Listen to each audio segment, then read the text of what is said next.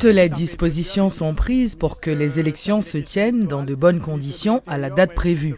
C'est ce qu'a annoncé ce mercredi le ministre de la Communication, Rothschild François Junior. Par ailleurs, une rencontre importante entre les hauts gradés de la police et de la MINUSTAH avait eu lieu ce mardi pour mettre la dernière main au plan de sécurité des élections. Ni MINUSTAH, ni la police nationale, il fait qu'on est que paré pour capable garantir bonne sécurité à l'occasion de l'élection qui vient pour dérouler dimanche qui vient là. Ça nous-mêmes nous souhaitons encore une fois au niveau du gouvernement, c'est que l'élection déroule dans la paix, dans la sérénité pour pas qu'il y ait violence. Violence pas la donne. On pas c'est pas à travers violence pour aller essayer de mettre des dirigeants au pouvoir. Donc nous-mêmes nous pas d'accord avec violence et nous condamnons toutes les actes de violence qui ont existé déjà dans le cadre du processus électoral là. Et la police nationale avec MINUSTAH fait qu'on est que paré pour capable garantir sécurité. Donc nous éviter, nous exhorter encore une fois candidats pour parler avec partisans, fait qu'on est que violence pas la donne. Son bataille d'idées qu'a fait, son fête de la démocratie que le dimanche. Donc faut nous capables de célébrer la démocratie à travers vote ça va le fait là. Là encore une fois nous réaffirmer l'engagement gouvernement que dimanche a bien élection dans le pays pour que capable renouveler le personnel politique là premier tour élection législative et même communauté internationale te salue encore une fois que le travail qui est réalisé bon côté exécutif là président Martelly nous-mêmes dans le gouvernement avec CEP1 pour rendre l'élection ça possible. Encore une fois, nous-mêmes inviter toute population pour aller voter dans le cas d'élection ça qui va dérouler dimanche pour capable remplir de devoirs citoyens parce que c'est extrêmement important l'élection ça qui va dérouler dimanche. Fin décembre, éventuellement. Le garde des Sceaux, Pierre-Richard Casimir, a rappelé que les autorités judiciaires doivent faire preuve d'impartialité lors des élections. Lors d'une rencontre avec les différents chefs de parquet de la République, le ministre de la Justice exige des autorités judiciaires une stricte neutralité. M. Casimir a invité les responsables de toutes les juridictions du pays à rendre justice à qui justice est due le jour du scrutin. À 4 jours du premier tour des législatives, le ministère de la Justice entendait s'assurer que l'appareil judiciaire sera fonctionnel avant et après la tenue de ces joutes. 14 commissaires du gouvernement, sur un total de 18, ont donc répondu à l'appel du ministre de la Justice ce mercredi. Il s'agissait en effet pour Pierre-Richard Casimir de rappeler à ses parquetiers les dispositions contenues dans les articles 11 et suivants du Code d'instruction criminelle sur la manière de procéder les juges de paix et également celles contenues dans le décret électoral publié le 2 mars 2015 dans ses articles 189 et suivants traitant des infractions à la loi électorale. Nous-mêmes, commissaires gouvernement, nous devons faire preuve d'une stricte neutralité et mettez-nous à disposition de tout justiciable, quelle que soit couleur politique pour nous gagner. Et en tant que supérieur hiérarchique en termes de poursuite de juge de paix, nous gagnons pour nous prendre disposition pour nous veiller à ce que juge de paix confiné attache ça, à savoir la stricte neutralité et également veiller à ce que y rende disponible pour quel que soit monde qui t'a requérir service.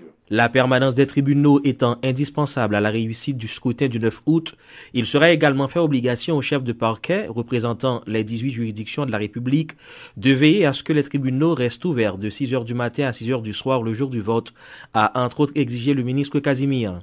Le garde des Sceaux de la République a aussi annoncé la gratuité de certains services, comme l'obtention d'un procès-verbal. Pour faciliter le travail qu'a bien pour faire là, nous demandons au commissaire gouvernement là pour que yo passer instruction à juge de paix le yo requérir service pour yo dresser procès verbal et moun k'ap mandé pour faire là il pas bien pour le payer 5 ans. Aussi la diligence doit être de rigueur, a insisté le ministre de la Justice, toujours s'adressant au chef de parquet de la République.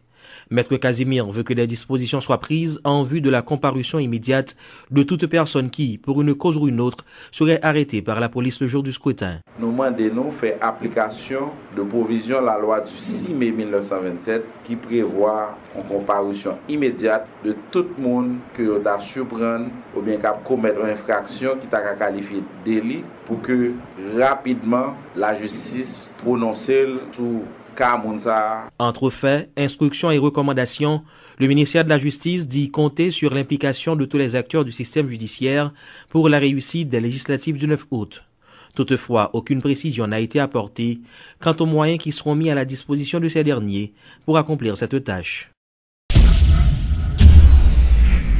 Les représentants de la fusion des sociaux-démocrates devaient quitter le gouvernement avant la fin de cette semaine. Selon la présidente du parti, Edmond Supplice-Bozile, le directoire de la fusion aurait formellement demandé hier aux membres du gouvernement d'Evans-Paul d'abandonner leurs fonctions pour protester contre les dernières déclarations du chef de l'État. Rappelons que le 28 juillet dernier, en pleine campagne pour son parti, le PHTK, à Miragouane, le président Martelly avait lancé des propos désobligeants et irrespectueux à l'endroit d'une femme dans la foule qui contestait les actions du président. Trop, c'en est trop, crie le parti Fusion. La dernière sortie du président Martelly à Miragouane aura été la goutte d'eau qui a fait déborder la vase de la consternation des sociodémocrates. En tenant des propos obscènes à l'endroit d'une femme, Michel Martelly a déposé son costume de président et a insulté toute la nation haïtienne, selon la présidente de la fusion Edmond Supplice-Bozile, qui se dit exaspérée, consternée et blessée dans l'âme. Le droit femme menacée, le traité femme quand une chose. On a toujours joué un dirigeant et dirigeante fusion qui campait pour dire non. Moi-même, comme femme qui dirige fusion, je touché dans le trip. Je suis une petite fille. Je suis un petit monde qui. Dépassant la simple phase de dénonciation, la fusion a donc décidé de réagir. Le ministre des Affaires sociales, Victor Benoît, la ministre à la condition féminine, Yves-Rose Myrtil-Morquette, et le secrétaire d'État à l'alphabétisation, Mozart Clérisson, représentants de la fusion au sein du gouvernement, sont appelés à démissionner. Les correspondances sont déjà rédigées, aux concernés à présent de les acheminer, et Edmond Supplice-Bozile n'a presque pas de doute sur la volonté de ces derniers de respecter la décision du parti. Il a démissionné. Point. Oui. Il a démissionné. Des excuses publiques, la fusion n'en exige plus, eu égard au comportement de l'entourage du président qui tente de défendre ses agissements, selon Edmond Supplice-Bozile. Mais certains diraient que ce n'est pas le premier écart de Michel Martelly. La fusion connaissait suite Mickey. Pourquoi réagir ainsi aujourd'hui? À cela, la présidente de la fusion répond. Ça a pire raide. C'est à l'égard d'une femme. Je ne sais pas si nous bien tendez, non? Je ne sais pas si nous tendez tout bon son nom, non? La famille, qui c'est base société, je dis elle menacée. Notons que la fusion a intégré le gouvernement suite à l'accord du 11 janvier qui devait faciliter le lancement du processus électoral. Et aujourd'hui, les sociodémocrates estiment que leur mission est achevée, notamment avec le scrutin du 9 août. Stratégie pour ne pas partager le bilan du pouvoir lors des prochaines présidentielles? Une question qui n'aura pas échappé aux observateurs. La plateforme politique Bouclier a présenté ce mercredi 61 projets de loi qui devraient, selon les responsables de cette structure politique, moderniser le pays. Le candidat à la présidence de la plateforme, Steve Kaoli, a affirmé que ces textes doivent favoriser l'institutionnalisation de la démocratie, assurer la réforme de l'État et promouvoir le développement économique, social et culturel du pays.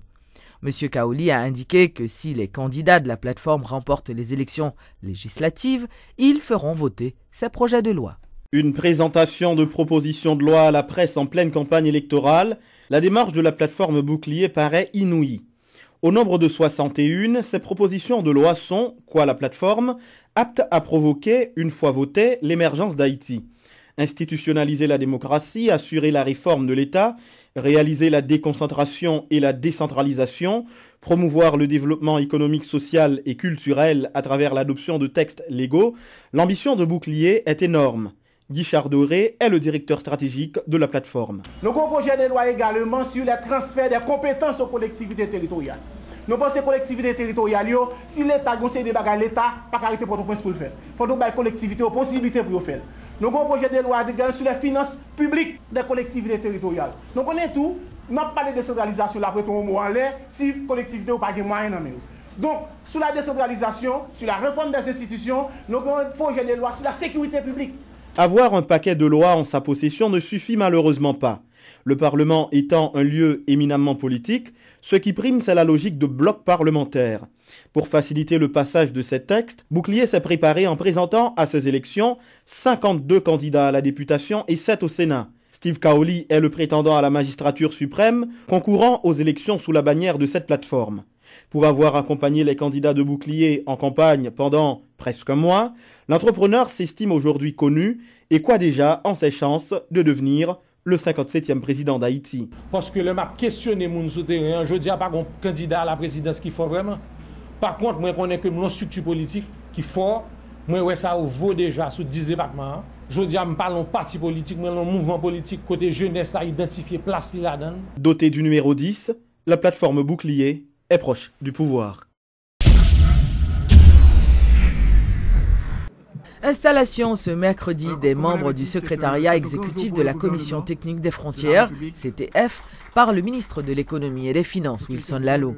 Elle a pour mission d'assurer une meilleure gestion intégrée des frontières maritimes et terrestres du pays en vue de contrôler plus efficacement le transit commercial et une régulation bien plus rigoureuse de la migration. Elle facilite aussi l'amélioration des recettes fiscales en éliminant les activités illicites, la contrebande et toutes autres activités malhonnêtes.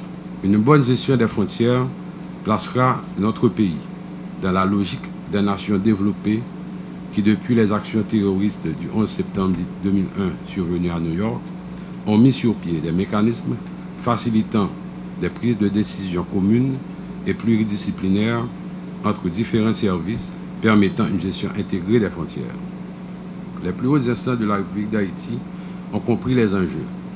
L'arrêté du 1er juillet 2015 portant création de la Commission technique pour la gestion intégrée des frontières donne un mandat clair à cette entité.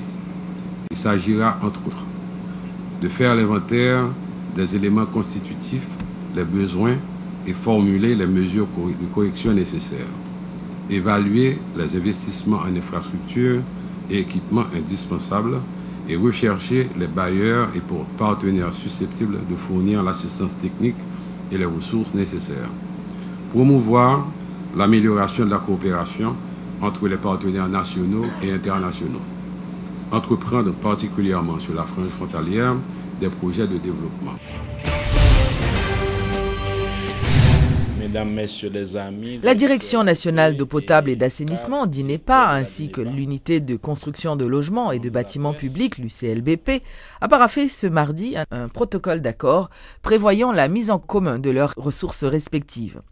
Ce protocole d'accord, signé dans les locaux de la DINEPA par les deux cadres, l'ingénieur Clément Bélizaire et l'ingénieur Benito Dumais, prévoit la recherche de réponses à la problématique de l'approvisionnement en eau, la fourniture des services d'assainissement et l'appropriation par l'UCLBP de la stratégie nationale de l'assainissement concernant les sanitaires dans le logement. Un protocole que deux institutions de l'État décidé, signé ensemble pour adresser problèmes qui gagnent dans la population.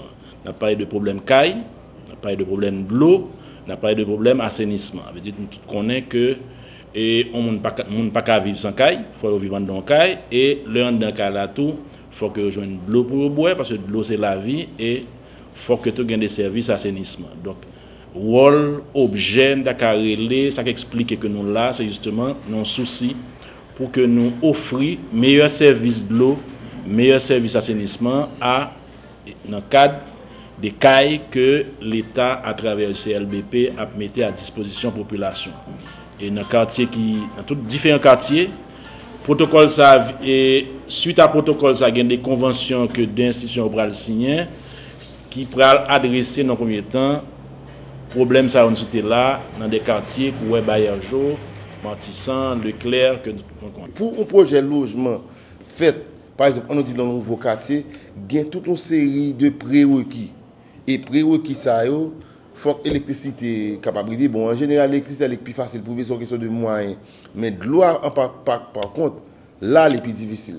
Il ne doit pas avoir de ressources en eau, un périmètre, même très large, qui permettent de ne pas approvisionner ce site-là en eau. Là, ça projet, ce projet soit tombé ou bien ce projet qui a pris affecté, qui a pris orienté. Donc, c'est très important pour justement UCLBP gagner un protocole d'accord. Parce que le protocole d'accord, qui ça permet de nous faire? Il permet que le UCLBP mette en œuvre des projets de logement que rien pas venir prédire pas par surprise. Et puis imaginons c'est de cas fait de côté et puis pas gain de l'eau et pas jamais gain de l'eau. Donc c'est un projet qui est mal orienté. Donc avec protocole d'accord ça il permet de travailler côte à côte et justement depuis la formulation projet depuis l'élaboration, depuis l'évaluation du projet, nous connaissons si oui, est-ce que nous avons de l'avant, même si pas de ressources pour foncer d'investissement tout de suite, mais au moins, nous sommes capables de l'avant.